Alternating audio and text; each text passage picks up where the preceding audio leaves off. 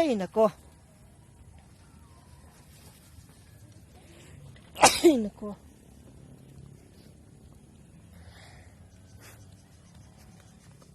So, second batch. So, pangalawang balde na yan.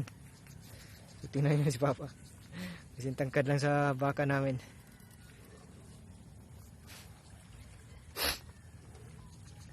So, ano kayang resulta po sa ano sa yung puti doon sa baba, yung babae na malapit ng manak.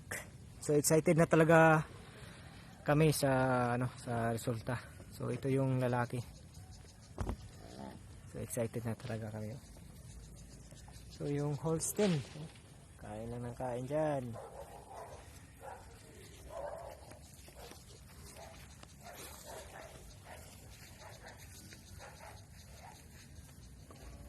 So, ito yung kagandahan sa Brahman kasi.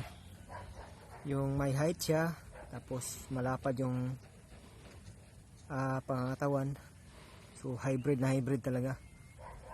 So, yung ano din ang Holstein, nakapagaganda dun sa Holstein ay napagabilog niya.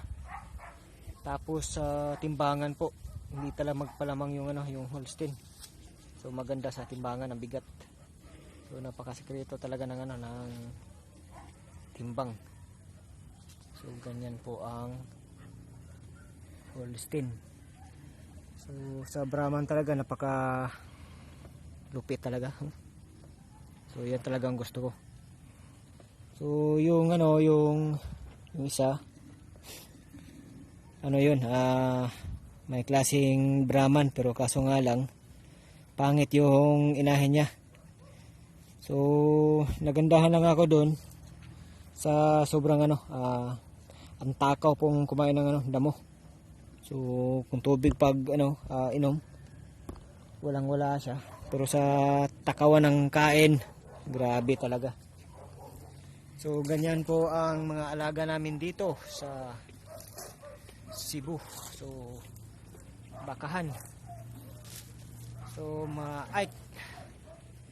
magano lang tayo dito sa mga ganitong edad. So, kailangan nating maikulong na talaga to. So, para may pangbinta na tayo. So, yan po.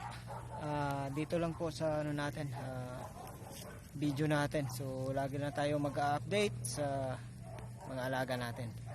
So, Mike Agi TV. So, thank you for watching po mga ka-viewers dyan.